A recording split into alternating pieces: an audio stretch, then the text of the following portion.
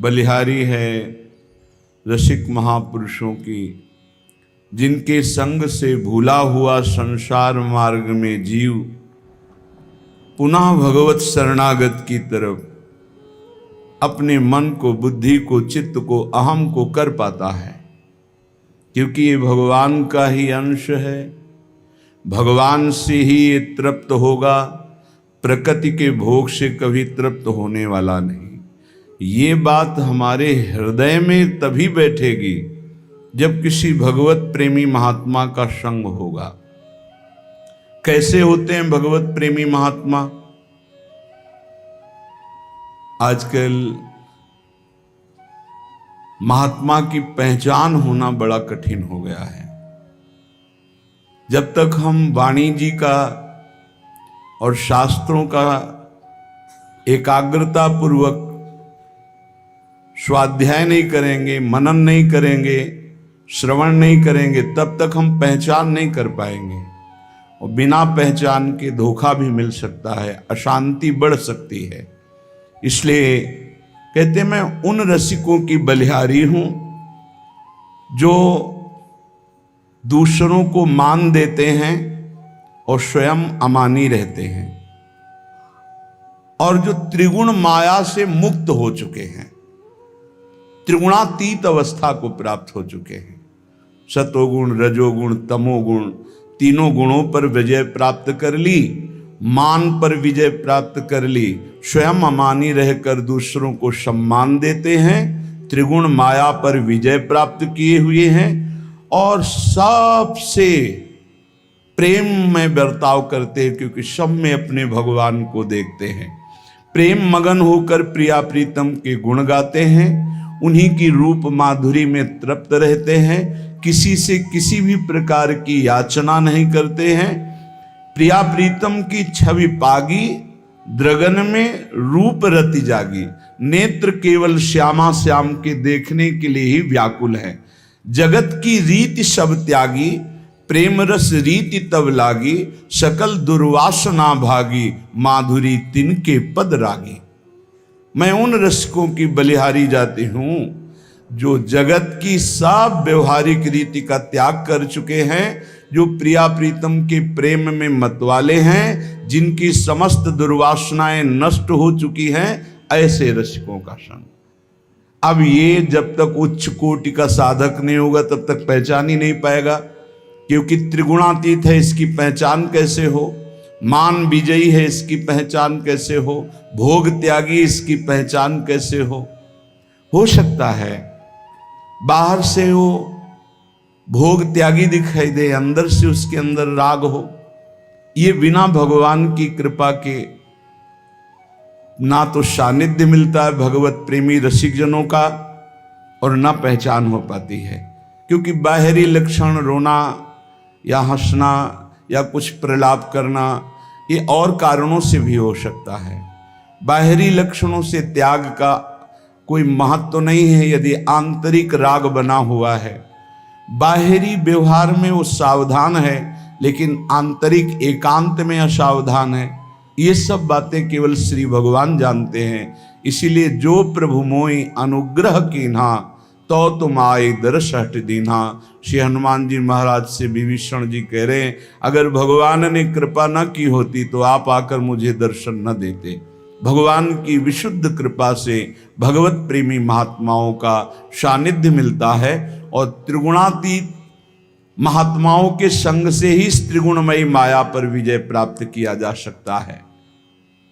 श्रीपाद प्रबोधानंद जी महाराज कह रहे हैं, नेत्रे उत्पाटयत् सपदि स्त्री क्षणे लालसा चेत्, पादौ संचूर्णयत् शिलया चेद्वहि स्याद्याशा। सद्यः प्राणास्त्यजतु बलिभिर्ने तुमारभ्यते चेत्, बद्ध्वा देहो बहिर्कपटा आशास्ति वृंदावने चेत्। यदि तुम्हें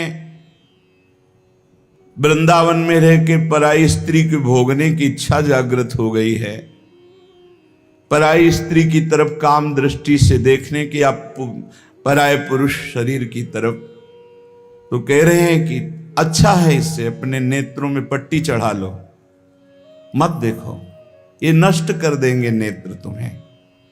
तो बाहर से कपड़े की पट्टी चढ़ाने की जरूरत नहीं है, नासाग्र दृष्टि रखो, इनको शासन में रखो।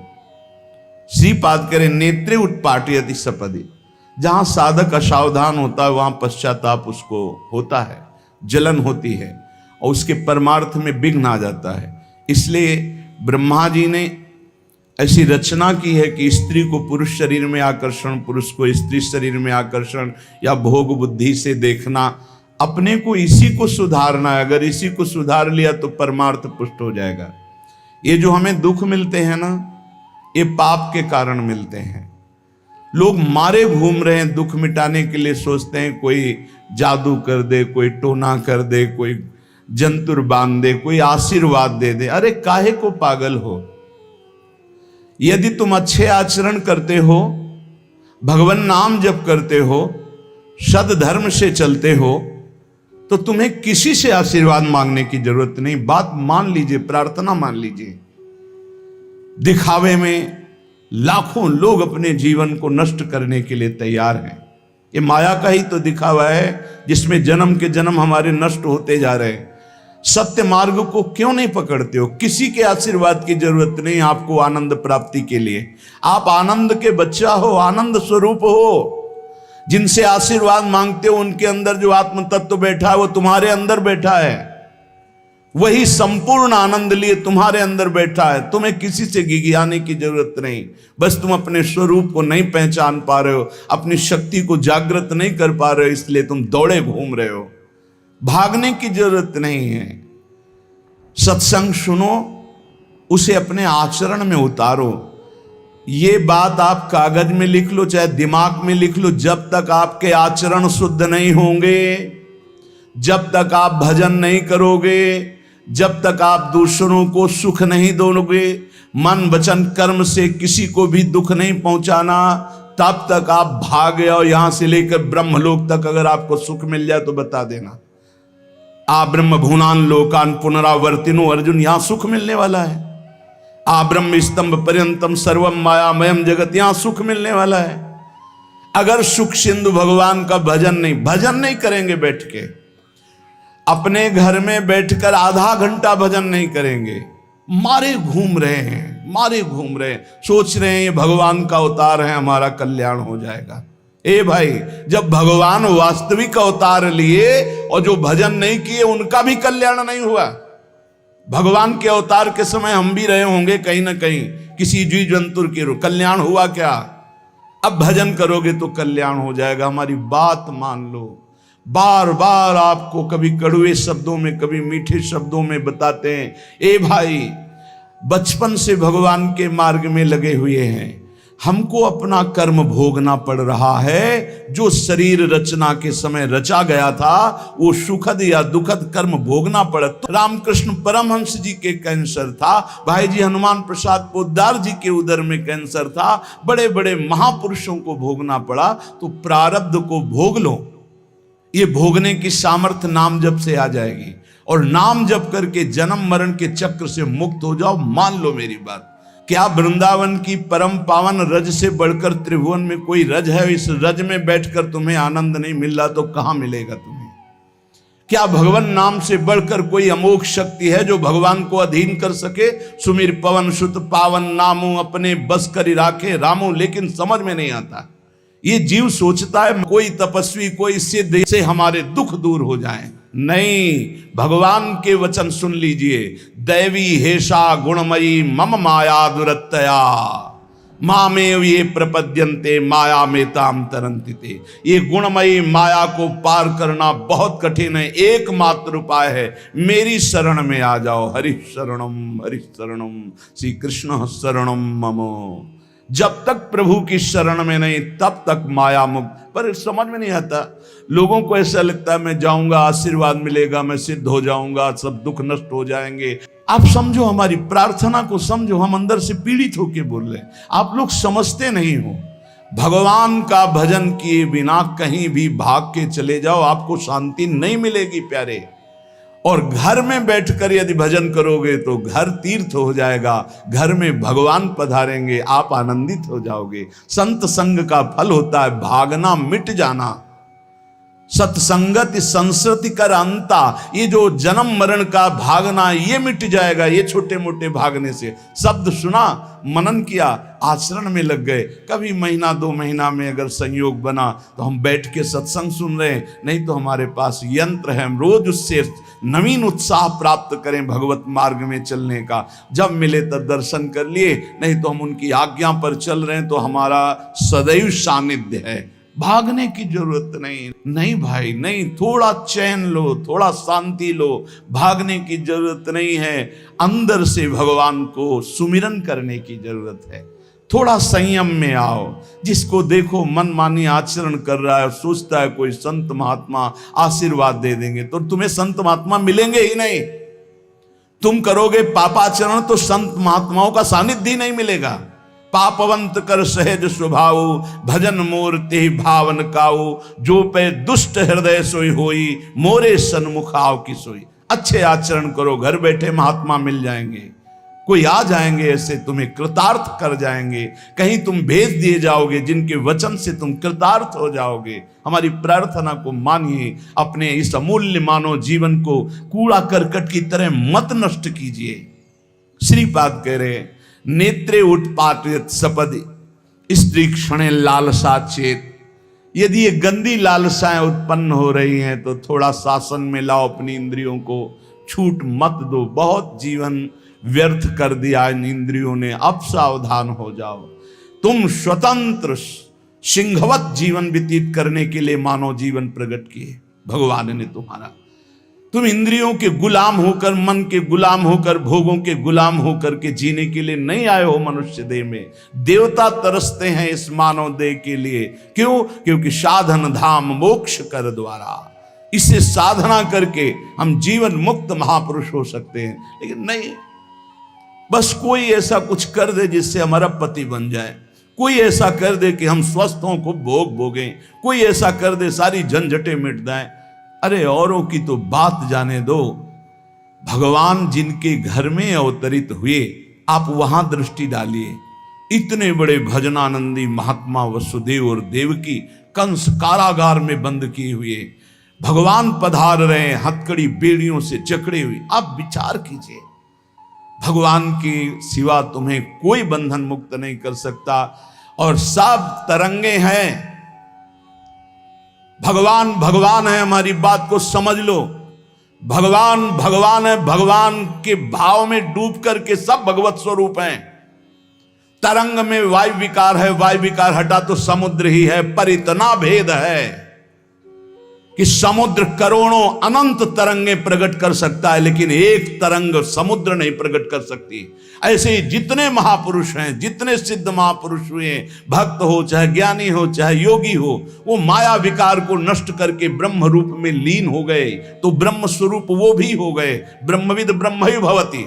लेकिन ब्रह्म तो ब्रह्म है, जिसने एक संकल्प मात्र से अनंत सृष्टि का सृजन कर दिया, उसकी समानता करने वाला त्रिभुवन में कोई नहीं है।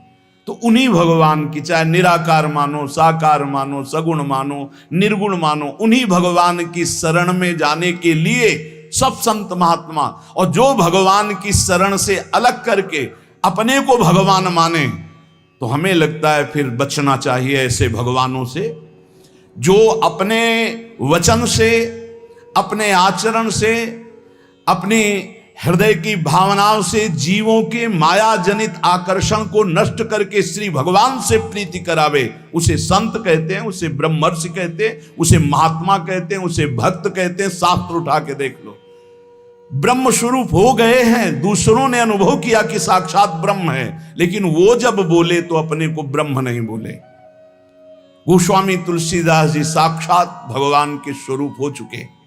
वो क्या कह रहे हैं? जो मैं अपने अवगुण कहूं, बाढ़ई कथा पार नहीं लहूं, ताते मैं कछु अलप बखाने, थोड़े महु समुझे सयाने। कह रहे मैं अपने अवगुणों की यदि कथा कहूं तो ग्रंथ भर जाएगा, थोड़े बता दिए हैं कि मैं अवगुणी हूं। इसमें जो विवेकी जन हैं वो समझ पाएंगे मेरी बात को। क्या समझ पाएंगे? कि भगवान की शरण में जाने से जीव भगवत स्वरूप हो जाता है। गोस्वामी जी भगवत स्वरूप है। सामने भगवान बैठे हुए सबरी माता का स्तवन कर रहे हैं नवधा भक्ति के द्वारा, और सबरी जी ऐसा कह रहे, अधम ते अधम अधम अति नारी, तिन मां मैं मति मंद अघारी। ये है महापुरुष। भगवान के चरणारविंद की नाम की लीला कथा की वृत्ति हृदय में जिनके संग से जागृत हो वही सत्संग है। हम लोग बड़े बावरे हैं। अरे तरंग कभी समुद्र प्रकट कर सकती है? सब तरंगे हैं। वायु विकार हटा समुद्र हो गई, मुझे कोई इस पे संशय नहीं। बूंद अलग है तो बूंद है, और समुद्र में गिर गई तो समुद्र है। लेकिन बूंद समुद्र नहीं प्रकट कर सकती। ऐसी करोड़ों अनंत बूंदे समुद्र से लहरों से ऐसे उठती रहती है। उनका नाम भगवान है, जिनसे अनंत महात्मा, अनंत ब्रह्म ऋषि, अनंत ब्रह्मांड सृजन, उन भगवान की शरण में जाने से इस माया से मुक्ति होती है। सब समझ नहीं पा रहे। अरे जिनका नाम जप कर, जिनका चिंतन करके, जिनके आश्रय से जीव ब्रह्ममय हो जाता है, भगवत स्वरूप हो जाता है, वही तुम्हें करना है। यही सत्संग से प्राप्त होता है। अगर ये ना प्राप्त हो तो सत्संग नहीं है। वो कहीं ना कहीं घुमा करके हमको भटकाया जा रहा है। भगवान भगवान है, वही सबके हृदय में है। जो हृदयस्थ भगवान में तन्मय हो गया, उसमें और भगवान में अंतर नहीं। बिल्कुल मुझे संशय नहीं, पर भगवान भगवान हैं, इतना समझना पड़ेगा। उनके स्थान में कोई नहीं है, उनके समान कोई नहीं है, फिर उनसे बड़ा कौन हो सकता है? ये भोले भाले जीव समझते नहीं, भागे घूम रहे। उन्हीं भगवान का नाम जप करो। चीख चीख के कहते हर प्रश्न का उत्तर नाम है। अगर नाम जप करके देखो तो प्रश्न ही नहीं रह जाएगा, सब समाधान हो जाएंगे। और भागे घूमे तो कभी प्रश्न की कभी शांति नहीं होगी, संशय पर संशय उठता चला जाएगा। श्रीपाद कह रहे हैं, यदि हमारी इंद्रियां कुमार्गगामी हो रही तो हमें शासन में लेना चाहिए। शासन में नहीं लोगे तो शासन तुम्हें शासन में ले लेगा। दो शासन है, एक है राष्ट्रीय शासन, एक है भागवतिक शासन। भागवतिक शासन जब लेगा तो फिर कोई बचा नहीं सकता। इसलिए अभी अवसर है, निकल चलो, निकल चलो। भागने की कहीं जरूरत नहीं, किसी से आशीर्वाद नहीं मिलेगा। कब होगा? हम कह रहे राधा राधा जपो, अगर कल्याण ना हो जाए तो हमें बता देना। भगवान अर्जुन से क्या कह रहे हैं? सामने अर्जुन जी खड़े हैं, कह रहे हैं तुम मुझे तभी अनुभव कर पाओगे जब अनन्य चेता सततम यो माम स्मृति नित्य सा तस्याम सुलभा पार्थ।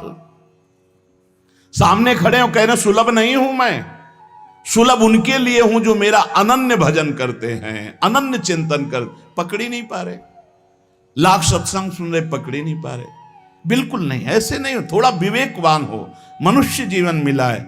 ऐसा नहीं कि कोई तुम्हें प्रलोभन दे दे तो हम तुम्हारे रोग नष्ट कर देंगे, हम तुम्हें सिद्ध कर देंगे, हम तुम्हें धनी बना देंगे। हम कहते हैं कि हो सकता है 1000 जाते उनमें से 100 लोग ठीक हो गए हों। कैसे? पूर्व का पुण्य 100 का तुक्का लगा और ठीक हो गए। वो कहते हैं कि मैं कसम खा के कहता हूं मैं ठीक हो गया हूं। हम बिल्कुल 100% मानते ठीक हो गए, लेकिन उसके प्रताप से नहीं, आप अपने पुण्य प्रताप से ठीक हो गए। आपके ठीक होने का समय आ गया है, इसलिए आपका तुक्का लगा, आप गए, यश उसको मिल गया और आपका काम बन गया। हमारी बात को समझो। अपने लोग बहुत शास्त्र सम्मत, बहुत उसको सुलझ कर भगवत मार्ग को चल करके आपको बोल रहे हैं। अगर इन कर्मों को मिटाने के लिए जो हमारे शास्त्र बने हुए हैं उनके सिद्धांत के अनुसार चला जाए तो मिटा दिया जाएगा।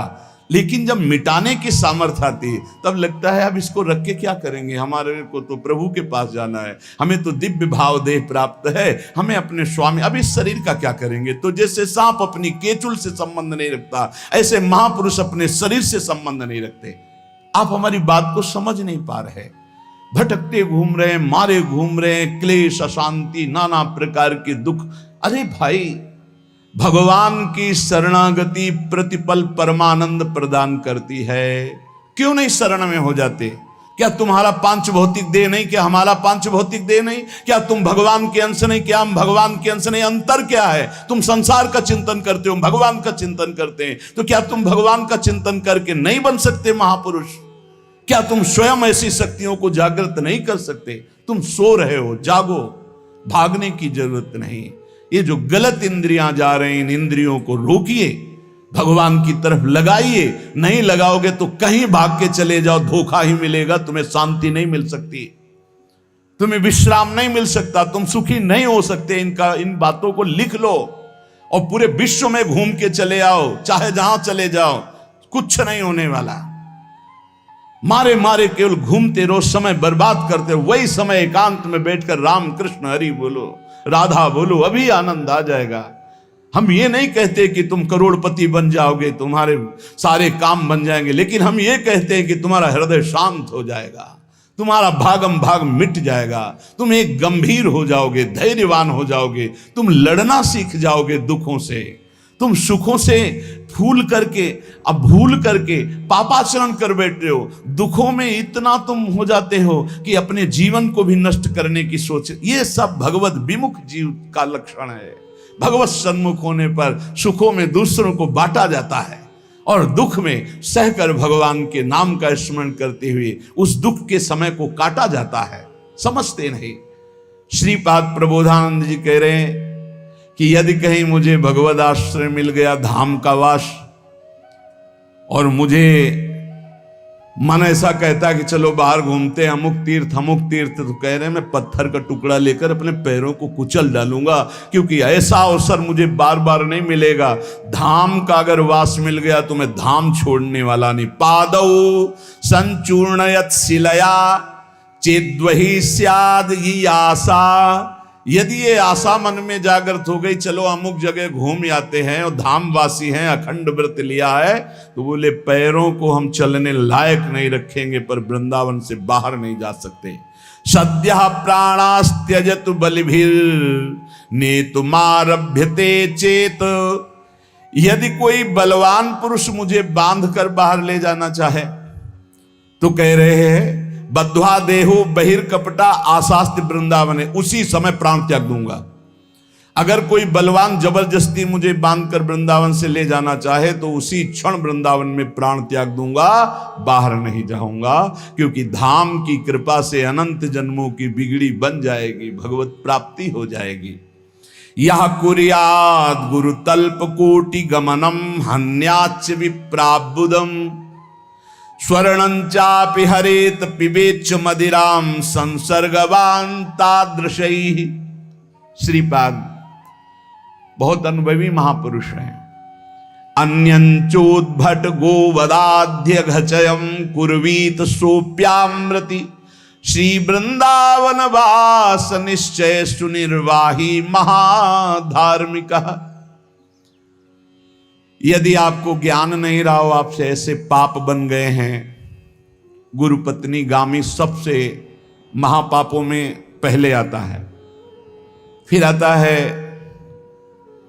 जो ब्रह्म ऋषिजन हैं उनकी भार्या, फिर आता है मद्यपान मदिरापान करना, फिर स्वर्ण की चोरी करना, और जो ऐसे पुरुषों का संगी है वो महापापी, गौ हत्या करना महापाप। ऐसे जो महापापी जन हैं, पाप हो चुके हैं उनसे, अब वो विचार करें कि मेरा कल्याण कैसे हो सकता है, मैं तो महापापी हूं। तो श्रीपाद करें हर जीव को अंतिम सांस तक भगवत प्राप्ति का मार्ग खुला है। बहुत बड़ी बात है, बहुत बड़ी बात है। आज तक भोगना पड़ रहा है गुरुपत्नी गामी का कलंक चंद्रमा जी को, आज तक। ये बड़े बड़े महत पाप हैं जो लोग नहीं समझते हैं। ये बात समझ लें, पर स्त्री गमन, मदिरापान, द्वैत कीड़ा, स्वर्ण चोरी, गुरुपत्नी गामी, ब्रह्म ऋषियों की तरफ जो उनकी भार्या है उनकी तरफ ये काम भाव से देखना, गौ हत्या, ये महत पाप हैं। ये पाप नष्ट कर देते। भ्रूण हत्या, ये सब महत पाप है। अगर ये पाप बन गए हैं जाने अनजाने में जीवन में, और अब हमने सत्संग सुना तो अब हमें प्रायश्चित हो रहा है कि मेरा कल्याण कैसे हो सकता है, तो श्रीपाद कह रहे हैं एक बार हृदय से जलन पैदा करो कि मेरे से बहुत गलती हो गई और श्रीधाम वृंदावन आ जाओ, वृंदावन की परिक्रमा करो, रज में लौटो, रसिकों का संग करो, ये नियम ले लो कि अब जीवन में कभी पाप नहीं करेंगे, और नाम जपना शुरू कर दो। तो कह रहे हैं निश्चय सुनिर्वाही महाधार्मिका, निश्चित वो धार्मिक हो जाएगा, उसके सारे पाप नष्ट हो जाएंगे और भगवत प्राप्ति कर लेगा इसी जन्म में। भगवत प्राप्ति आखिरी सांस तक हो सकती है। आखिरी सांस में बोला राधा राम कृष्ण हरि, बिल्कुल भगवत प्राप्ति हो जाएगी, विश्वास कर लो इस बात पे। इसलिए कोई भी कभी निराश न हो कि मुझे भगवत प्राप्ति नहीं हो सकती, मेरा कल्याण नहीं हो सकता। इस श्लोक में श्रीपाद ने बताया यदि ऐसे महापाप किए हुए हो तो श्रीधाम वृंदावन आ जाओ, धाम है भगवान का, निज धाम है। जो बड़े बड़े तीर्थों के अवगाहन से पाप नष्ट नहीं होते, जो कि महापाप कहलाते हैं, वो धाम में रज में लौटने से, परिक्रमा करने से, नाम कीर्तन करने से, सत्संग सुनकर सतमार्ग में चलने से। कह रहे हैं निश्चय सुनिर्वाही महाधार्मिका, निश्चय उसके सारे पाप नष्ट हो जाएंगे और वो धार्मिक ही नहीं महाधार्मिक हो जाएगा। धर्माख्यामपि नैव वेत्ति सकला, धर्मिर्निगीर्णो सकृत् चांडालैरपि धिक्कृतः कुचरिता नम्लेच्छैरपि न्यकृतः अत्युच्छृंखलया निजोरु कृपया शान्त्या च वृंदावनम् स्वस्मिन्नामृति चेद्ददाति वसतिं धन्योस्ति वृंदावने। यदि ऐसा पुरुष है, ऊपर के श्लोक में जो बताया महापापी, अब कह रहे हैं अगर ऐसा पुरुष है कि कभी धर्म की चर्चा ही नहीं सुनी, जो सदैव अधर्म में ही ग्रस्त रहा है और इतना नीच है कि पापी लोग भी उसकी निंदा करते हैं। कुछ पाप ऐसे होते हैं जिनकी पापी लोग भी निंदा करते हैं। जैसे जेल कोई जाता है, हमें बताया गया है, तो उनमें कैदी लोग पूछते हैं क्या करके आए, वो बताया गया कि भाई ये राष्ट्र रक्षा के लिए ऐसा ऐसा किया, पर अधिकार नहीं था, तो अनाधिकार चेष्टा में इसने अपने समाज की रक्षा के लिए ऐसे ऐसे किसी ऐसे उपद्रवी को मारा। तो हाथ मिलाते हैं उसको सम, ये काहे क्या है, बोले अपनी बेटी के साथ ऐसा गंदा आचरण कर। तो बोले वहां के कैदी भी गुस्सा होकर उस पर दृष्टि रखते हैं, उसे घृणित दृष्टि से देखते हैं। तो यहां कह रहे हैं जो धर्म की वार्ता नहीं जानता, अधर्म से ग्रसित रहा है, और नीच पुरुष पापी लोग भी उस पर क्रोध दृष्टि से देखते हैं कि बहुत ही नीच है ये, ऐसे खोट कर्म करने वाला समाज से जो बहिष्कृत हो चुका है और निश्चित हो चुका है कि अब इसकी दुर्गति पक्की है, उसके लिए भी एक चांस है। बोले निजोरु कृपया शांत्या च वृंदावनम स्वस्मिन् नामृत चेत ददाति वसतिम धन्योस्ति वृंदावने। बोले निज कृपा से वृंदावन उसको पावन कर सकता है यदि वह करके ये जीवन भर का नियम ले ले कि अब मरूंगा तो इसी रज में वृंदावन से कभी बाहर नहीं जाऊंगा, तो असीम कृपावान प्रिया प्रीतम का निज धाम ये उसके सारे पापों को नष्ट करके उसे धन्य कर, धन्योस्ति वृंदावने, उसे धन्य बना देगा। पहले में महापापों का वर्णन किया, दूसरे में नीच आचरण करने वाला अधर्मी जो सबसे ज्यादा तिरस्कृत है, वो भी अगर श्रीधाम वृंदावन में आमरण वास स्वीकार कर ले कि अब वृंदावन, वैसे तो मैं बहुत पापी नीच हूं पर अब वृंदावन को नहीं छोड़ सकता, आजीवन वृंदावन वास करूंगा चाहे जितना कष्ट मिले। तो श्रीपाद कह रहे हैं चेत ददाति वसतिम धन्योस्ति वृंदावने। वो वृंदावन वास स्वीकार करने के कारण वृंदावन की कृपा से निष्पाप होकर धन्योस्ति, धन्य हो जाएगा, अर्थात उसको भी भगवत प्राप्ति हो जाएगी। संतवाणी, भगवान के जो प्रेमी महात्मा जन है, उनके वचनों के श्रवण से हमें भगवत प्राप्ति के विघ्नों का पता चलता है कि इनके त्याग से हमें भगवत प्राप्ति होती है। श्री ललित मोहिनी देव जी महाराज कह रहे हैं, कहा त्रिलोकी जस किए, कहा त्रिलोकी दान, कहा त्रिलोकी बस किए, न भक्ति भई निदान। क्या हुआ यदि तुमने त्रिभुवन में बहुत दान कर रखा है? क्या हुआ त्रिभुवन में तुम्हारी बड़ी यश कीर्ति है? क्या हुआ कि लाखों लोग तुम्हारे अधीन हैं, बस किए हुए हो? यदि तुमने भक्ति के द्वारा भगवान को नहीं रिझाया तो कुछ हाथ नहीं। परिणाम में तो ये समझो चारों खाना चित्त गिरेगा, पुण्य बल से ऊपर उठता चला जाएगा। और जो भगवान का भजन नहीं करता, परिणाम में चारों खाना चित्त गिरेगा, न धर्म न अर्थ न काम न मोक्ष। विश्वास करो हमारी बात पर। भगवान का भजन कर रहे हो, आज संकट में हो, आज परिस्थिति बिगड़ी हुई, कोई जानता नहीं, कोई पूछता नहीं, लेकिन वो पूछेगा जो त्रिभुवन पति है, तुम्हारा मंगल कर देगा। संसार तुम्हें जानता है, लाखों लोग तुम्हारी बात मानते हैं, अरबों में खेल रहे हो, सब कुछ है, लेकिन भगवान का भजन नहीं है, तो ये समझ लीजिए कि जहां पुण्य खत्म हुए ऐसे गिरोगे जैसे बड़ी बिल्डिंग बिल्कुल क्षण में चूर चूर हो जाती है। इसीलिए कह रहे हैं कि अगर भक्ति नहीं की तो क्या हुआ, सब नष्ट हो जाएगा। वृंदावन में परिरहो, देख बिहारी रूप, तासु बराबर को करे, सब भूपन को भूप। यदि आप वृंदावन आते हैं, बिहारी जी के दर्शन कर लेते हैं, नाम जप करते हुए धर्म पूर्वक आचरण करते हैं, तो बिल्कुल चिंता मत करो, तुम्हारे सामने बादशाह कुछ नहीं है, ऐसा आनंद जागृत होगा। और कहीं यदि तुम वृंदावन वासी हो, कुछ नहीं बनता, जब मन आया गए ठाकुर जी से आंख मिला ली, पड़े हैं, खा रहे, समय व्यतीत कर रहे, पर पापाचरण नहीं कर रहे, तो धाम इतने मात्र से आपको ऐसी गति प्रदान करेगा जो बड़े बड़े दान पुण्य से भी नहीं होती है, बड़े बड़े साधनों से नहीं होती।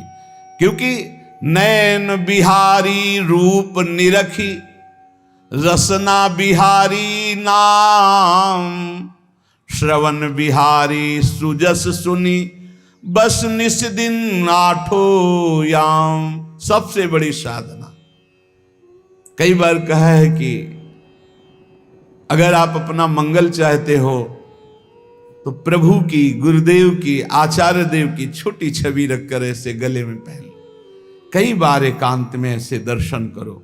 नैनन बिहारी रूप निरखी, रसना बिहारी नाम, जबान से नाम जप करो और श्रवण से भगवत चर्चा सुनो, नहीं दूरी बना के रखो। बस अगर ऐसा नियम ले लिया तो भगवत प्राप्ति हो जाएगी। बहुत सरल है भगवत प्राप्ति। साधु साधु सब एक हैं, ठाकुर ठाकुर सब एक, जो संतन सो हित करे, सोई जाने सही विवेक। जितने भी संत विश्व ब्रह्मांड में भगवान के भजन करने वाले हैं, सब एक हैं, क्योंकि एक परमात्मा का सब चिंतन। और जितने ठाकुर हैं सब एक हैं। बोले ये वही जान सकता है जो संतों का सेवी है, जिसका शुद्ध विवेक जागृत हो चुका है, नहीं तो लड़ाई झगड़ा शुरू हो जाता है। बोले ये क्यों आ गया? बोले संतों से हित नहीं किया, सत्संग नहीं हुआ, इसलिए शुद्ध विवेक जागृत नहीं हुआ। ना काहू सो रूशनो, ना काहू सो रंग, ललित मोहिनी दास की अद्भुत केली अभंग। ना किसी से लड़ाई झगड़ा करना है। जैसे अपने इष्ट की कोई निंदा करे तो असहनीय है। श्रवण फुटो जो अन सुनो। प्रिया प्रीतम की चर्चा, प्रिया प्रीतम की अगर निंदा किसी ने की तो सुन नहीं सकते। अपनी कोई निंदा कर रहा है तो हंस के आनंद पूर्वक सहना चाहिए। ना काहू सो सुनो। इस बात में कभी नाराज नहीं होना चाहिए। कोई मुझे गाली देता है, पाखंडी कहता है, नीच कहता है, बढ़िया है, किसी ने तो कृपा करी हमारे ऊपर, सब प्रशंसा यश रूपी जहर डाल रहे थे, आज किसी के वचन से हमको अमृत पीने को मिल रहा है। जब कोई हमें नीचापमानम शुधा, नीच पुरुष, क्योंकि उत्तम पुरुष निंदा कर नहीं सकता, नीच पुरुष जब निंदा करता है तो उसे अमृत मानकर स्वीकार करना, ये हमारे मार्ग का पाथेय है। इस पथ में चलने वाले पथिक की खुराक है, उल्टा नहीं, बिल्कुल उल्टा नहीं। समझना पड़ेगा, हम सबको समझना पड़ेगा। हम भगवत मार्ग के पथिक हैं, हम भगवान को प्राप्त करने के लिए चले हैं। तो जब कभी हमारे इष्ट की कोई निंदा करे तो असहनीय, लेकिन हमारी निंदा करे तो मुस्कुरा के अमृत के समान पान करो। ये जीवन में भगवान की विशेष कृपा हुई कि हमारा अहंकार गलित हुआ कि नहीं, ये हमारे भगवान हमारी परीक्षा ले रहे, हमारे हृदय को पावन कर रहे, हमारे को पुष्ट कर रहे। तो ना काहू सो रूषनो, ना काहू सो रंग, ना हमें किसी से अपनापन करना है, ना किसी से बैर करना है। ललित मोहिनी दास की अद्भुत केली अभंग, बस ललित लाडली जी और श्री लाल जी, इनकी रूप माधुरी, इनकी लीला गुण गायन में मस्त रहना है, ना किसी से झगड़ा करना है, ना किसी से आसक्ति कर ली। जो निंदा करे सो धोबी, जो हमारे पाप को धो देता है, बहुत बढ़िया बात है। कहते हैं मां से भी ज्यादा कृपालु निंदा करने वाला होता है, क्योंकि मां तो हाथ से मल धोती है, निंदा करने वाले जबान से धोते। कितने कृपाल होते। हम लोग देहाभिमान के कारण समझ नहीं पाते। पक्की बात समझो, हमारी निंदा करता है तो हमें श्री जी की तरफ देखना चाहिए। जोई जोई प्यारो करे सोई मोहि भावे, मोहि भावे, ये बात समझो, मोहि भावे। हमको कड़ुआ भी सहना है, गाली भी सहनी, पिटाई भी सहनी, और जय श्री राधे भी बोलना है। जिए सराही सराही, जय हो प्यारी जो आपकी, जय हो जय हो। सच्चाई के मार्ग में चल रहे हो तो फिर हिचक कैसी, और हिचक तो फिर सच्चाई कैसी। सत्य के मार्ग में हिचक नहीं। लालच लोभ को क्षोभ चल्यो मन, चंचल चित्त भयो मति बौरे। देह के स्वार्थ आरत हुए परमारथ, प्रेम लहो नहीं ठौरे। लालच लोभ में हृदय क्षुभित हुआ है, ये चंचल चित्त वाले बौरे लोग हैं। जब गंगा किनारे भ्रमण गए, विशाल विशाल मंदिरों जाले लगे हैं, दरवाजा खोलने वाला कोई नहीं। ऐसे हमने देखे, खुद आंखों से देखे, रात रात भर वहीं विश्राम किए हैं। जाले लगे, छिपकली है, और शंकर जी का जो पंच देवता विराजमान, उनकी छवियां बता रहे हैं कि कब से जल नहीं चढ़ा होगा। क्योंकि पहले आश्रम रहे, पहले संत महात्मा रहे, अंतर ध्यान हो गए। अब आजकल किसकी ऐसी रति है, कोई लाखों में एक ऐसा भक्त होता है कि 2 किलोमीटर जाकर गंगा किनारे देवालय का पूजन अर्चन बंदन करे। इन सब बातों को देखकर हमारे हृदय में एक बात आई थी कि अगर मंदिर निर्माण हो तो हृदय मंदिर का निर्माण हो। अगर हृदय के ठाकुर को लोग पहचान गए तो सब बात बन जाएगी। अगर सबके हृदय मंदिर में ठाकुर जी जागृत हो जाएं तो यही सबसे बड़ी बात। बस एक बात ठानी, वो भगवत प्रेरणा से, कि जन समुदाय के हृदय में भगवत प्रीति उदय हो जाए, जन समुदाय के हृदय में भगवत श्रद्धा प्रकट हो जाए, जन समुदाय का हृदय मंदिर बन जाए, उसका सुधार हो जाए, बस। और तो बहुत ऐसे ऐसे मंदिर बने हैं जो लाखों करोड़ों रुपया लगा के पुराने पत्थरों से बने हुए, चित्रकारी की हुई, पानी चढ़ाने वाला नहीं कोई, पानी चढ़ाने। विश्वास मानिए, ये जब देखा कि इतनी इतनी रज भगवान के ऊपर लगी, तब लगा कि जल तो ऐसा हो सकता है कि कई महीने से ना चढ़ाओ, दरवाजा खोलो तो जाला ही जाला ऐसे लगी। कितने मंदिर देखे। हृदय मंदिर पावन करने से सब बात बन जाएगी। हृदय कलुषता हो रही तो गंगा जल चढ़ाने का भी किसी का भाव नहीं बन रहा, सब अपनी माया में। बोले लालच लोभ को क्षोभ चल्यो मन, चंचल चित्त भयो मति बौरे। ये मति बौरे, अपने स्वार्थ की पूर्ति के लिए हम लोग आगे कुछ धर्म के नाम ले लेते हैं। ऐसा खास बात है यहाँ का, और यहाँ इतना गंदा है हृदय मंदिर इतना गंदा हो गया है कि पूछो मत, उसकी तरफ देख नहीं रहे। और हम सोच रहे हैं कि हम बाहर ऐसा कर लेंगे वैसा कर लेंगे। जब तक हृदय मंदिर के ठाकुर में आपकी रति नहीं होगी तब तक कुछ काम नहीं बनने वाला प्यारे, कुछ काम नहीं बनने वाला। हृदय के मंदिर को ठाकुर को जगाओ। भय प्रकट कृपाला दीन दयाला, यहां हृदय में प्रकट हो जाए तो ही बात बनेगी। सरस स्नेह को रंग विसार, विचार ले श्री गुरु हैं सिर मोरे। बिहारी बिहारिन दास बिना ने कहूं सुख संग सुहाई नौरे।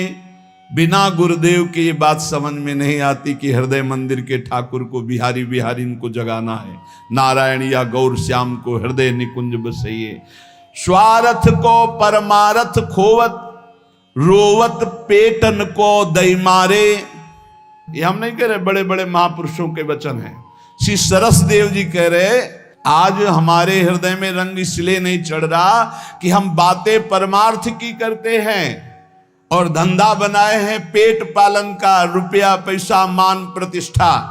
तो स्वार्थ को परमारथ खोवत, रोवत पेटन को दई मारे। ये दैव की मारी हुई बुद्धि है कि हम सच्चिदानंद भगवान के सुख को छोड़ करके गाते हैं लेकिन चाहते हैं पार्थिव सुख, इसीलिए लाभ नहीं मिलता।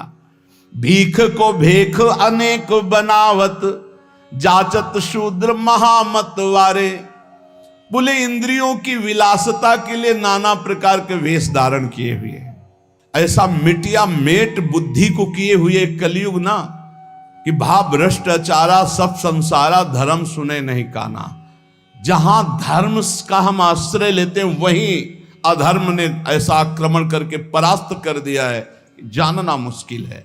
तो बोले भीख को भेख अनेक बनावत, जाचत शूद्र महामत वारे। केवल इंद्रियों के पोषण के लिए भेष की रचना हो रही। ये भेष ऐसा है कि जैसे दूध में जितना पानी चाहो मिला लो वो सफेद ही रहेगा, बड़ा पानी छुप जाएगा दूध में। जितना चाहो मिला लो तो दूध दूध का रंग दिखाई देगा, वो छुपा लेता है पानी को, अपने में मिला लेता है। हंस न्यारा कर सकता है, दूध पी लेगा पानी छोड़ देगा। ऐसे ही ये दोष संपन्न इस वेश में खूब छुप सकते हैं।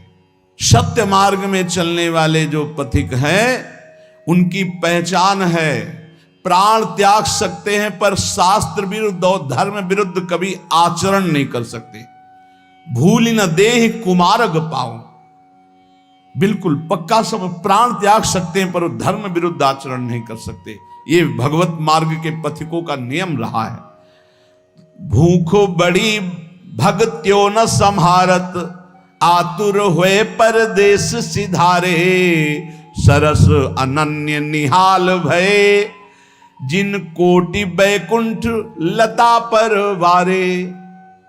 बोले भोगों के लिए, पैसों के लिए, विविध इंद्रियों की विलासता के लिए देश विदेश सब मारे घूम रहे।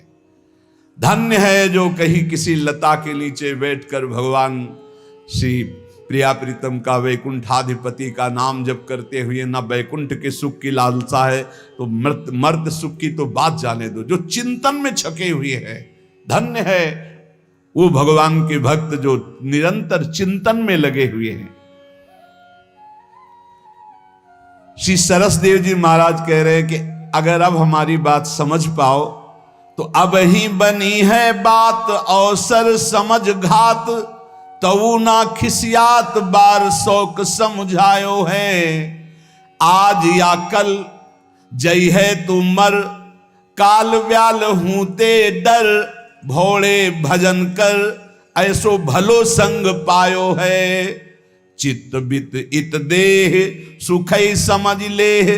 सरस गुरु ग्रंथ पंथ यो बतायो है। चरण शरण भय हरण करन सुख तरन संसार को तू मानुष तन पायो है। भाई आज या कल मेरी बात समझ, तू मर जाएगा, मरेगा। अब पता है क्या कब मरेगा? पता ही नहीं है। सबसे कठिन बात तो यह कि फांसी देने वाले को तो बता दिया जाता है कि आप कल 12 बजे 10 बजे फांसी दी जाएगी, लेकिन अपने को 12 सेकंड का पता नहीं है कि इसके बाद क्या होगा।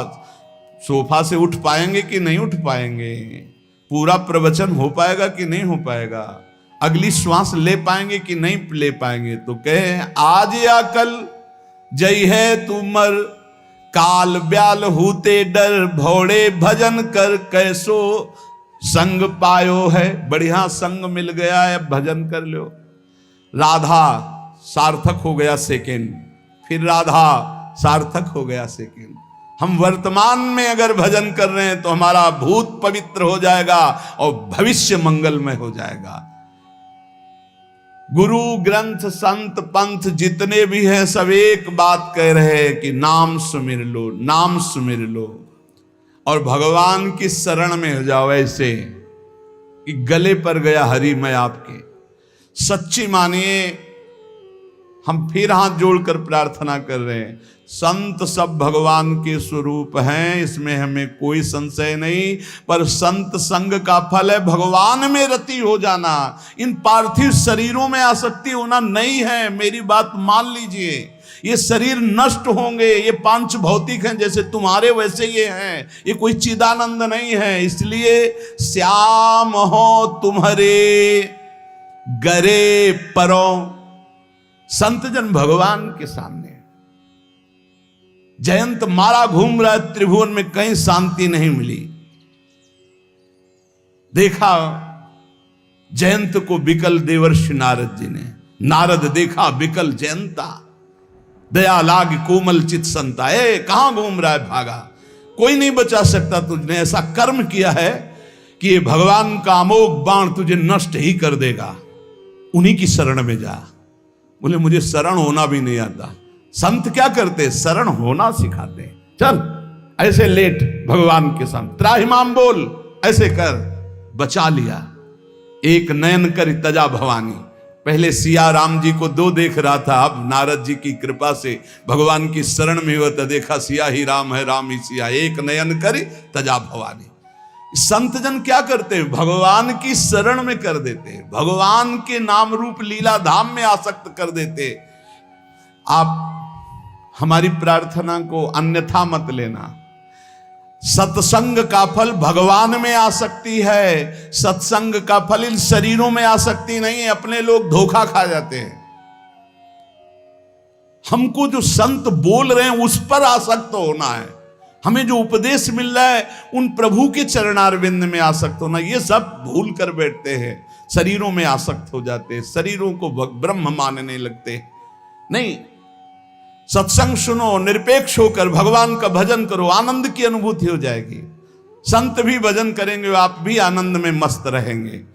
श्याम हो तुम्हारे गरे परो, अब जो बीती तुम ही सो बीती, मन माने सो करो। श्याम हो तुम्हारे गरे परो। हे हरि, हे श्याम सुंदर, हे लालजू, अब तो तुम्हारे गले पड़ गए। अब हमारी समझ में आ गया कि सारा का सारा आपसे ही है, बस आपको ही पकड़ना है। ये अरबों संत हैं भगवान के भजन करने वाले। जैसी भावना भगवान सबको पोषित कर रहे हैं, उन्हीं भगवान से जुड़ो जिनसे अनंत ब्रह्मांडों का सृजन हुआ है। उन्हीं के तुम स्वरूप हो, उन्हीं के तुम अंश हो।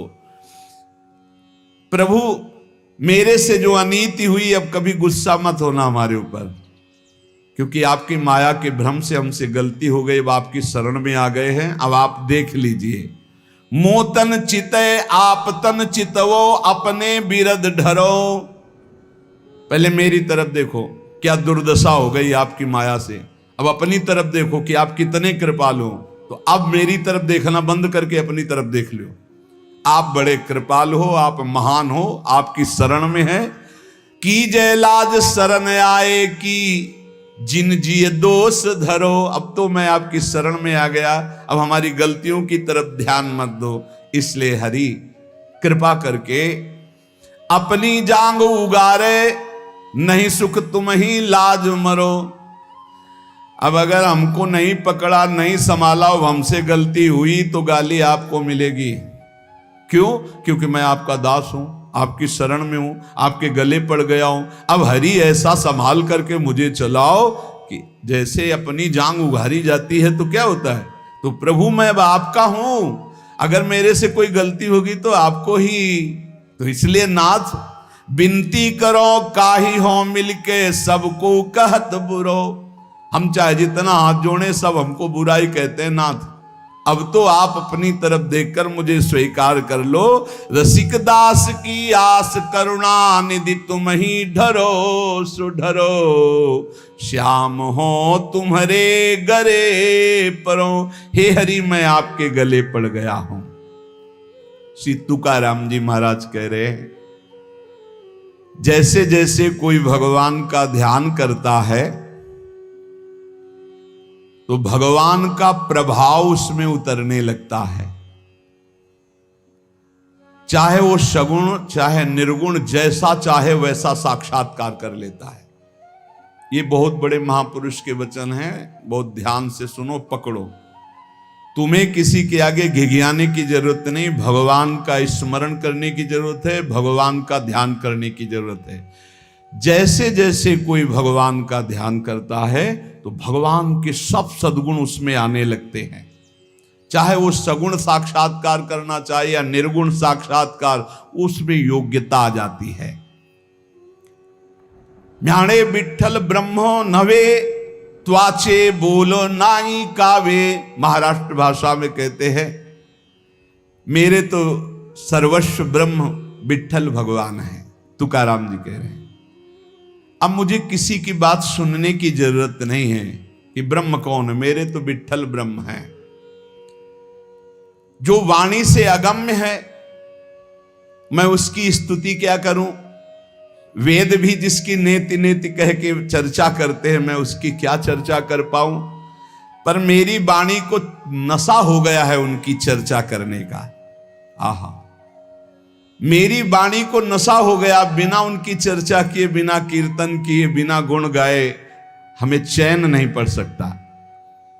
कोई ना हो तो ठाकुर जी को श्रोता बना के सुनाने लगो, ऐसा नशा होना चाहिए। सुनो, अपनी चर्चा आप ही सुनो, ठाकुर जी के सामने बैठ जाए और वाणी लेकर उन्हीं की चर्चा उन्हीं को सुनावे। संसारिक आदमी कर्मेंद्रियों से प्रेरित होकर कर्म करता है, वासना से प्रेरित होकर नाना प्रकार के सुख दुख भोगता है, पर हम कायिक वाचिक मानसिक केवल अपने विठ्ठल के लिए कर्म करते हैं। ये बात समझो।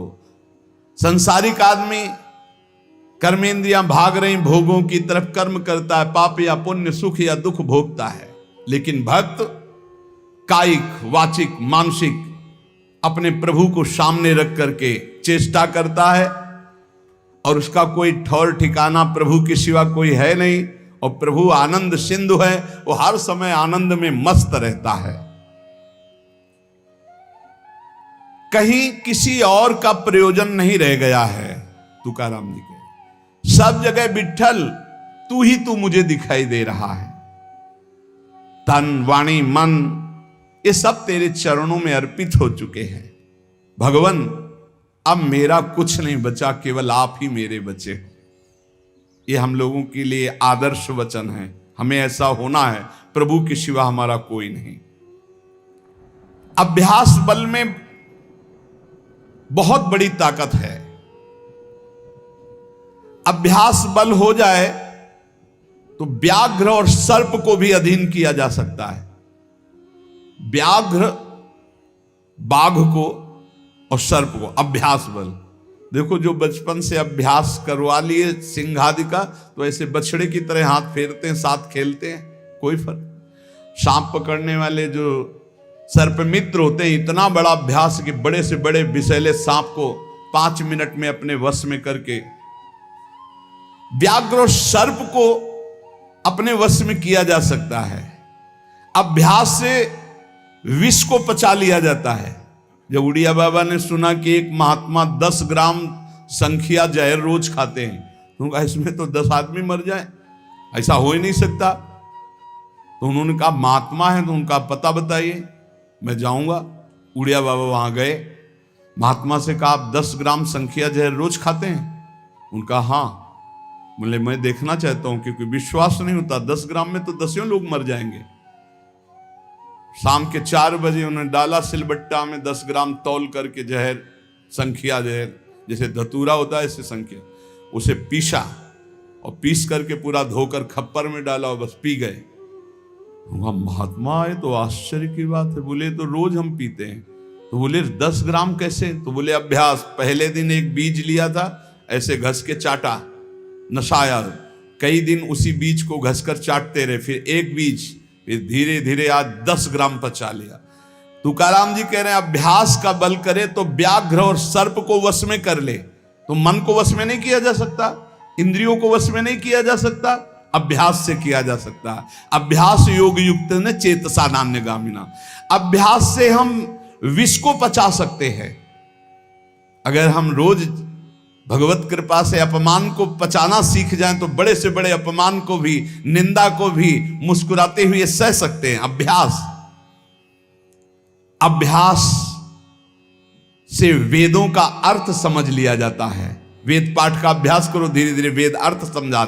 इसलिए कुछ दुष्कर नहीं है, तुम अभ्यास में आओ। मेरा भजन में मन नहीं लगता, अभ्यास करो। अभ्यास में तुम जितना आगे बढ़ोगे उतने ही उच्च अवस्था को प्राप्त हो जाओगे। अभ्यास में बहुत बड़ी दम है। अभ्यास, एक एक कदम बढ़ाते चले जाओ। अभ्यास, एक एक इंद्रियों पर विजय प्राप्त करते चले जाओ। अभ्यास असाध्य को भी साध्य कर दे। इसका कारण तुका कहता है कि अभ्यास भजन का कर लो तो आप सिद्ध हो जाओगे। अभ्यास से सब कुछ हो जाता है।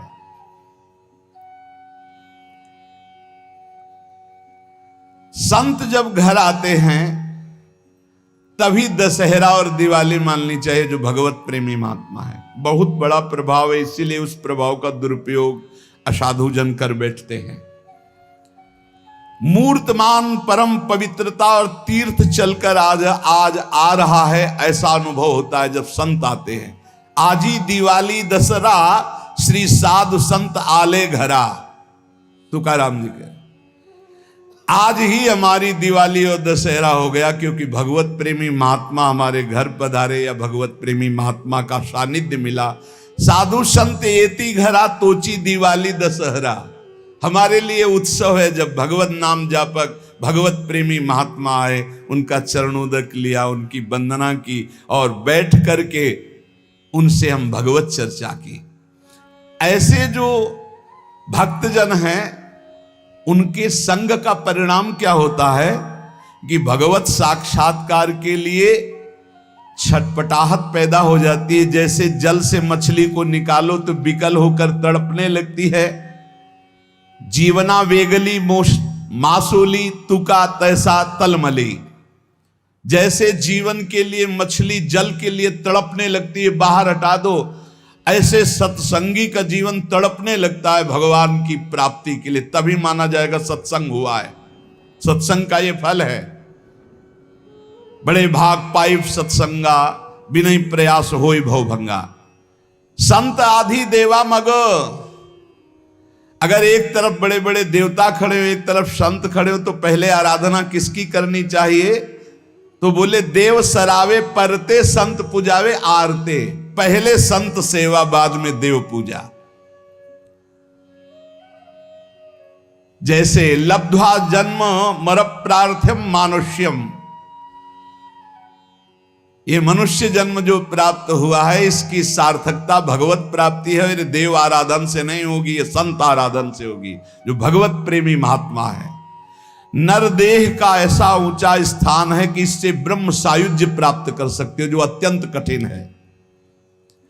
नरदेह की स्तुति बड़े बड़े देवता करते हैं, इसलिए तुम्हें वही नरदेह प्राप्त हो गया है। तुकाराम जी कह रहे हैं तुम सच्चिदानंद पदवी को प्राप्त करने के लिए सच्चिदानंद में डूबे हुए किसी संत महात्मा के मिलन की आकांक्षा करो। भगवान से प्रार्थना करो कि मुझे अपने प्रेमी संत का सानिध्य दे दो। उनकी कृपा दृष्टि से आपका मार्ग खुल जाएगा सायुज्य मोक्ष का। इस लोक को देखो, लोगों की क्या दुर्दशा है। देह मिलने पर भी क्या धन्य हो रहे हैं क्या? नहीं। तो जो विट्ठल के दास हुए वही धन्य हुए। जो विट्ठल विट्ठल ऐसे कहते आयु व्यतीत कर रहे हैं वही सच्चिदानंद पदवी को प्राप्त होते हैं। तुका कहता है मानव जीवन में तू भजन कर ले, बिना भजन के कुछ सार्थक नहीं जीवन। देखो ना भगवान कितना प्यार करते हैं। रीछ बानर कौन सी पवित्रता धारण करते हैं, लेकिन भगवान वृक्ष के नीचे बैठे और ऊपर डाल पे। प्रभु तरुतर कप डार पर ते किए आप समान। ग्वाल बाल अपने मुख की छाछ भगवान के मुख में डाल रहे सखा मंडली। देखो ना प्रेम हमारे विट्ठल का। तुकाराम जी कह रहे गोलियांची ताक पिरे कोड़ पोरे चांगली। ग्वालों के मुख की छाछ पी रहे, तभी तो ब्रह्मा जी को मोह हो गया। ये भगवत प्राप्ति कोई कठिन नहीं, बस चौपड़ का खेल समझ लो। चूक गए तो गोटी मारी जाएगी। गोटी मारना भवबंधन में फंस जाना, गोटी निकाल ले गए जीवन मुक्त हो गए। चौपर का खेल। सारी जी मरी झूठी बाती सारी, बद्ध मुक्त वारी बातकारी। कोई जीवन मुक्त होना कठिन नहीं है। लूडो का खेल। चूक गए तुम्हारी गोटी मार दी गई, और सावधानी से अपने अंक को गिनकर गोटी को बचाते हुए निकल गए, जीत गए, जीवन मुक्त हो गए। ने गोटी मार दी जाएगी, खेल है एक ये। सारी वही गोटी, सारी मारी गई, सब झूठा हो गया, खेल बेकार हो गया, हार गए। और सारी मारी नहीं गई, निकल गए तुम तो मुक्त हो गए। खेल रखा है भगवान ने। तुकाराम जी से पूछा गया क्या गृहस्थाश्रम में जैसे विरक्त को भगवान मिल जाते हैं ऐसे मिल जाएंगे? तो उन्होंने कहा पागल बनने की जरूरत नहीं है। ये बात दिमाग में बैठालने की जरूरत नहीं कि बन बन भागने से ही भगवान मिलते हैं। अपने लोगों के भाग्य में ये मार्ग लिखा था, पर हम आज भी अनुभव करके यही कहते हैं। जो आज दुर्दशा देख रहे हैं उस दुर्दशा से हम कह रहे हैं कि घर में रहकर धर्म पूर्वक आचरण करते हुए भजन करने से बहुत लाभ मिलेगा। विरक्त मार्ग बहुत ही मतलब आग पे चलने का मार्ग है, खिलवाड़ नहीं है। आप ये समझ लो, खिलवाड़ नहीं। सफीपुर एक गंगा किनारे स्थान है, तो वयोवृद्ध महात्मा सन्यासी रहते थे। तो उनके घर के कुछ लोग गुड़ और ये सामग्री लेके गए, तो उनका गंगा जी में डाल दो या किसी और को दे देना। नहीं, मुझे आपका एक भी अन्न का टुकड़ा नहीं, मैं विरक्त हूं, आपका सेवन नहीं कर सकता। और आप यहां से कुछ एक भी टुकड़ा लेने की सोचना मत। आप ऐसे खरे स्वभाव वाले संतों को देखा कि अपने विरक्त मार्ग के पंथ के जो नियम हैं वो बड़े कट्टर भाव से निर्वाह करने वाले। आज समझे में नहीं आता, हमसे चूक हो जाती है। तो जो हमें विरक्त मार्ग से चलकर लाभ मिलना था वो नहीं मिल पाता। श्री तुकाराम जी कह रहे हैं वन में यदि भगवान होते तो हिरण को भगवान मिल जाते। तुकाराम जी की वाणी है। खरगोश को मिल जाते, बाघ को मिल जाते, ये सब भगवत प्राप्त हो जाते। और अगर तुम्हें ये भ्रम हो कि एकांत में आसन लगाकर ध्यान लगाने से भगवान की प्राप्ति हो जाती, तो बगुला बहुत एकांत में जल में खड़ा होकर एक टांग के बल ध्यान लगाता है, लेकिन मछली का भगवान का नहीं, तो उसका उद्धार हो गया क्या? ये तुकाराम जी की बात है। अगर तुम्हें ऐसा भ्रम हो गया हो कि कोई एकांत गुफा हो, घुस जाऊं बस वहां भगवत प्राप्ति हो जाएगी, तो चूहा और सांप रात दिन बिल में रहते, इनको भगवान की प्राप्ति हो गई क्या? तुकाराम जी से जब प्रश्न किया गया कि क्या गृहस्थाश्रम में भगवान की प्राप्ति ऐसे हो जाएगी जो विरक्तों को हो जाएगी? बहुत ध्यान से सुनिए, सिद्ध संत है, वो कह रहे हैं कि पागल मत बनो, भगवान की प्राप्ति भगवान के भजन करने से होती, वो गृहस्थी में भी हो जाएगी। अगर तुमको लगता है कि वन में रहने से भगवान मिल जाते हैं तो हिरण को मिल जाते, खरगोश को मिल जाते, बाघ को मिल जाते, सब ब्रह्म प्राप्त हो जाते। अगर तुमको लगता है कि एकांत में ध्यान लगाने से मिल जाते तो बगुला जल में खड़ा होकर एक टांग के बल ध्यान लगाता है, लेकिन मछली आई गट्ट से खाया फिर शांत खड़ा है, बगुला को नहीं मिला। फिर कहते हैं कि एकांत गुफा में घुसने से भगवान मिल जाते, तो चूहा और सांप बिलई में रहते हैं रात दिन, उनको भगवान मिल जाते। तो इसलिए हम तुमसे कह रहे हैं कि ये ची चपड़ की बातें छोड़ो। तुकाराम जी कह रहे हैं घर में विट्ठल का मंदिर बना, घर को ही विट्ठल का मंदिर बनाओ, ठाकुर विराजमान करो, आप सेवक हो जाओ, बढ़िया भोग लगा के पाओ, नाम कीर्तन करो, कथा वार्ता करो, अपने कर्म को भगवान को अर्पित कर दो, भगवान की प्राप्ति हो जाएगी। बहुत सहज है गृहस्थ में भगवत प्राप्ति करना।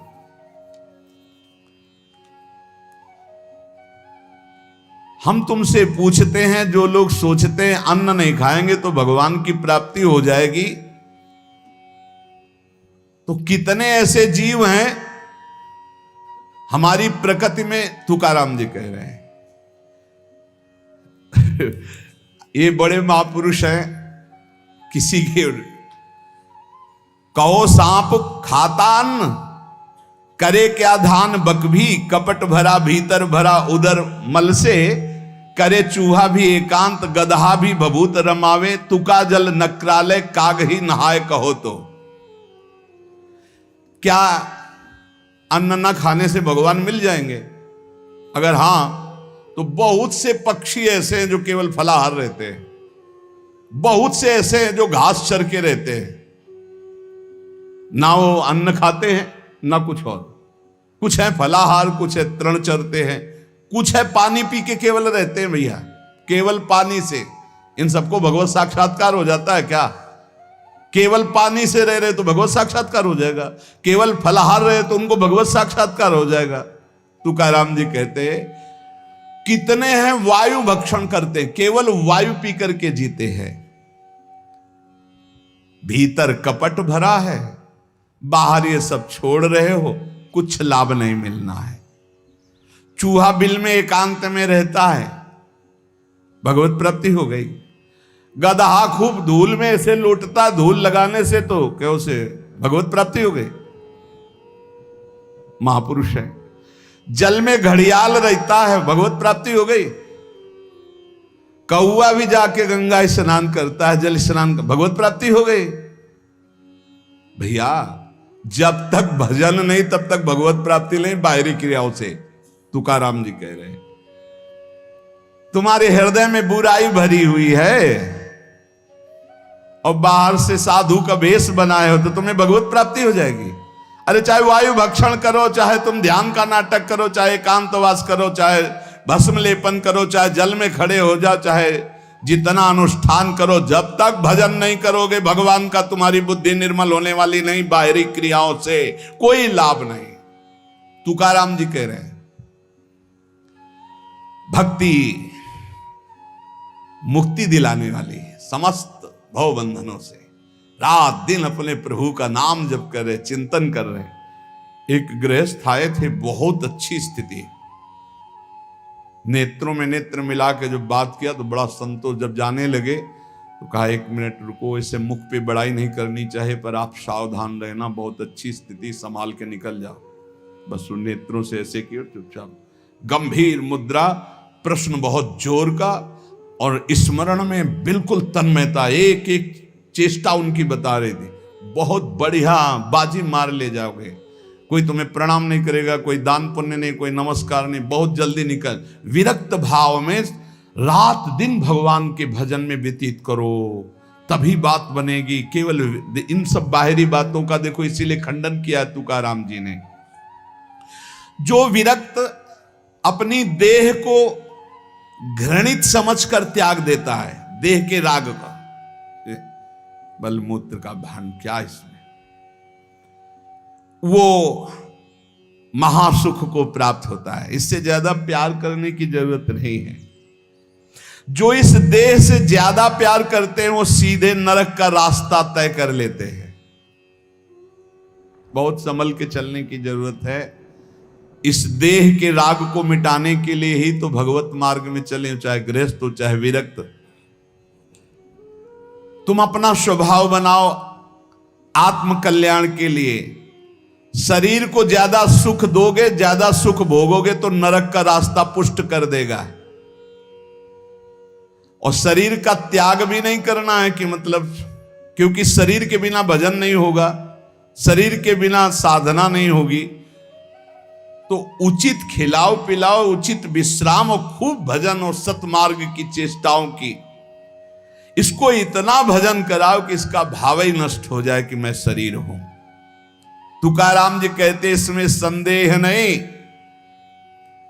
वैराग्य की बातें करने से वैरागी नहीं हो जाता। जब सुंदर सुंदर भोग, सुंदर सुंदर रूपवान भोग शरीर के सामने उपस्थित और भोगने की इच्छा ना हो, उसका नाम वैराग्य है। बातें करने वाले वैराग्य की तो करते रहते हो, जब सामने प्रश्न आता है तो उत्तर नहीं दे पाते, अर्थात भोग आता है तो उन्हीं में लिप्त हो जाते, उन्हें वैरागी नहीं कहते।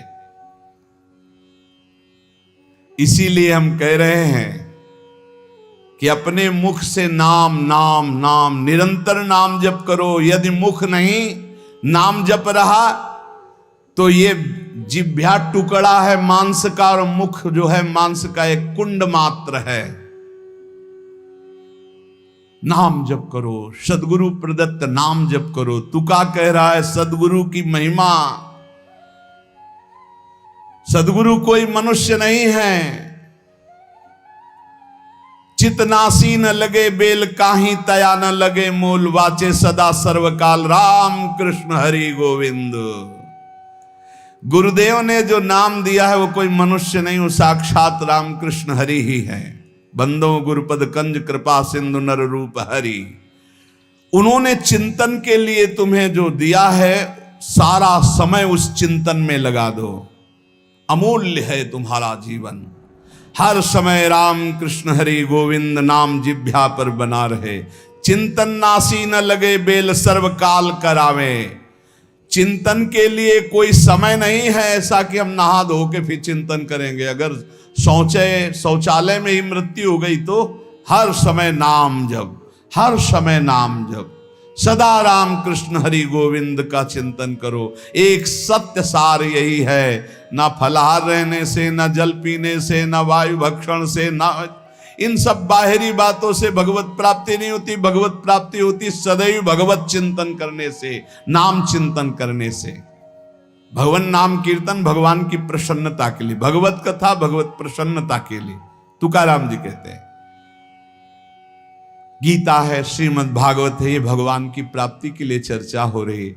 जो भगवत प्रसाद रूप मिल जाता है उससे जीवन यापन का। जब तक जीवन है हमें हर समय भगवान नाम जप, भगवत कथा, भगवत भक्तों का संग, यही करना है। प्रभु के नाम की महिमा प्रभु ही समझ सकते हैं, दूसरा कोई नहीं समझ सकता। या प्रभु समझा दे पुरुषोत्तम तो समझ पावे। कर्म के फेर में पड़ा हुआ जीव अगर अट्टहास करके नाम पुकारने लगे तो कर्म बंधन नष्ट हो जाए। राधा राधा राधा जोर से चीख चीख कर, तो बोले कर्म बंधन विध्वंस होते हैं। जितने के कानों में नाम पड़ेगा सबका मंगल होता चला जाएगा। तुकाराम जी कहते जो मैं कह रहा हूं उसे सुनो। मैंने इसलिए कहा कि आप नाम को और कथा को बेचो मत, क्योंकि ये रहस्य की बात है। इससे श्री कृष्ण अधीन हो जाते हैं। विठोबा का नाम, विठोबा की कथा विठोबा को अधीन कर लेते हैं। महापुरुषों के वचन समझने हैं। जैसे सत स्त्री के अधीन उसका पति हो जाता है, उसके आचरण, उसका व्यवहार अपने पति को अधीन कर ले, ऐसे सद्भक्त भगवान को अधीन कर लेते हैं। यहां तुकाराम जी भगवान की अधीनता के लिए कह रहे हैं। तुम अपने परमार्थ को खो मत। तुकाराम कह रहे हैं धन के अधीन हो जाना, काम के अधीन हो जाना, नरक की यात्रा करना है। इसलिए विठोबा के अधीन हो जाओ, रात दिन नाम कीर्तन करो, तुम्हारी वांछा पूर्ण हो जाएगी, तुम्हारी मनोकामनाएं पूर्ण हो जाएंगी। मदारी का बंदर वैसे नाचता जैसे मदारी नचाता है, ऐसे उमादार जो सिद्ध की नाई सबे नचावत राम गोसाई। उनसे प्रार्थना करो, तुम्हारा नाचना बंद हो जाएगा माया का, दूसरा कोई नहीं रोक पाएगा, क्योंकि इस नाचने का रिमोट उन्हीं के हाथ में। मामे वे प्रपद्यन्ते माया में ताम तरंती थे। कभी भी उपासक भेद मत में पढ़कर तर्क वितर्क न करे। हरि हर सब एक हैं, हरि हर सब एक हैं। जैसे पीछे कहा था ठाकुर ठाकुर सब एक है, संत संत सब एक। और जो संतन का सेवन करे सो जागे शुद्ध विवेक। ऐसे यहां कह रहे तुकाराम जी के हरिहर में भेद नहीं है। जो भेद फैलावे, लड़ाई झगड़ा करे, ऐसे से दूर रहना। मिठास में चीनी है, चीनी के खिलौने बने हैं। एक सवार बना हुआ है, एक घोड़ा बना हुआ है। दोनों में चीनी क्या कम है क्या? बराबर चीनी है। चाहे घोड़े से शुरू करो तो मिठास, सवार से शुरू करो। दीपावली में आते ना बने, ऐसे ही चराचर जगत में सेवक स्वामी बना, वही सच्चिदानंद है। हरिहराम भेद नाही नका करुम वाद, एक एकाचे हृदयम गोडी साखे रेचे ठाई। जहां हरिहर में कोई भेद करके निंदा करने लगे, वहां से कान में अंगुली डाल के चल देना चाहिए। एक ही ये परम तत्व है।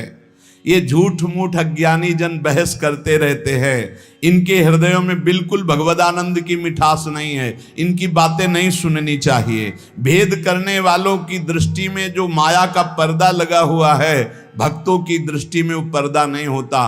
वो बेपर्द देखते हैं कि सर्वत्र एक ही भगवान विराजमान है। जो सर्वत्र एक ही भगवान विराजमान ऐसा मान लेते हैं, उनके आगे पीछे दाएं बाएं भगवान की रक्षा शुरू हो जाती है। ध्यान रखना।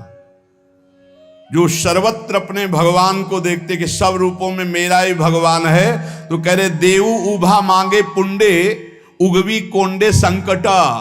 कोई संकट उसे छू नहीं सकता। चारों तरफ से भगवान की सुरक्षा रहती है उस भक्त के जीवन में। विश्वास करो इस बात पर, चारों तरफ से भगवान सुरक्षित रखते हैं। और जो सदैव संतों का स्तवन करके भगवान का भजन करता रहता है, उसमें कोई ऋण नहीं रह जाता। यह भी एक प्रश्न आया था, यह देव ऋण, ऋषि ऋण, मातृ ऋण, पितृ ऋण, इनसे कैसे ऋण हुआ जाए? क्या कह रहे हैं तुकाराम जी?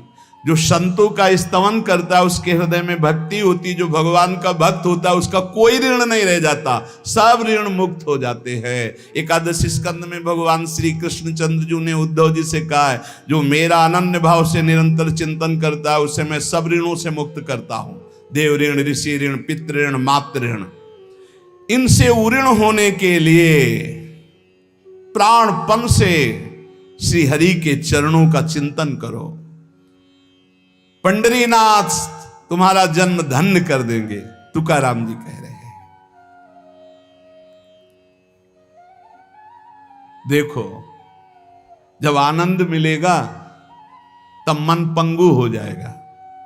जैसे भौरे में बहुत बड़ी ताकत है कि चाहे जितना मजबूत काठ हो, वो बड़े मौज से खेलते खेलते उसमें छेद कर देगा। जब कमल की पराग वृत्ति में वो पहुंचता है, तो थोड़ा सा भी पराग को धक्का न लगे, शांत होकर बैठ जाता है। चाहे जीवन खोना पड़े, वो कमल की पंखुड़ी को नहीं काटता।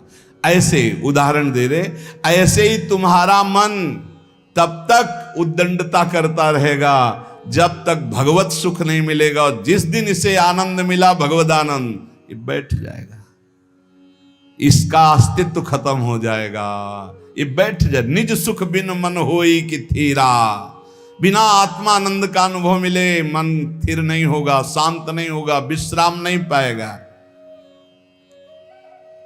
भौरे का दृष्टांत देकर के मन को समझा रहे हैं कि मन भौरा है, भटक रहा है विविध भोगों में, बड़ा मजबूत है, बलशाली है, लेकिन ये तभी निर्बल बनेगा जैसे भौरा कमल में आ जाता है तो वहां अपना बल खो देता है। ऐसे ही श्री हरि चरणारविंद, हरि नाम, भगवद आश्रय, भगवत भक्ति, इसी में मन आनंद को प्राप्त होगा। तो आपको कहीं भागने की जरूरत नहीं।